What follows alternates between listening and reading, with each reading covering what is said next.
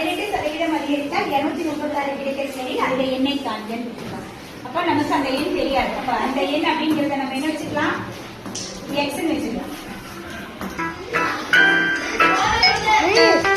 அந்த எண் எக்ஸ் என்கன்னு வச்சுக்கலாம்.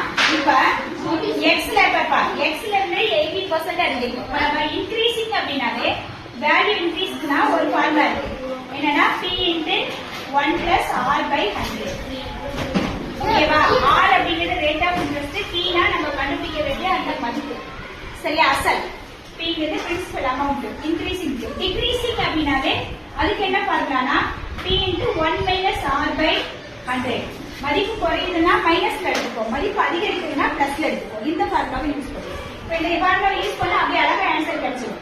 இப்ப இன்க்ரீசிங் அமௌண்ட் எவ்வளவு? 236 ஈக்குவல் டு நமக்கு தெரியாது, p தெரியாது, நம்ம கண்டுபிடிக்கணும். நம்ம இந்த இடத்துல x ன்னு வச்சிருக்கோம். அப்ப நம்ம அந்த எண் x ன்னு வச்சதுனால x போட்டுக்கலாம்.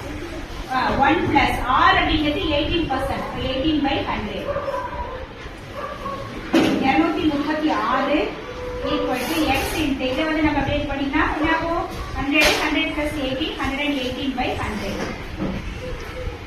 இப்போ நம்ம x வேல்யூ மட்டும் வேணும். அப்ப x வேல்யூ மட்டும் வச்சுக்கிட்டோம்னா இந்த சைடு வந்து என்ன ஆகும்? கீழே இருக்கிறது மேல போகுமா, மேல இருக்கிறது கீழே வரும். இது அப்படியே நம்ம என்ன பண்ணிக்கலாம், கேன்சல் பண்ணிக்கலாம். எவ்வளவு டைம்ஸ்?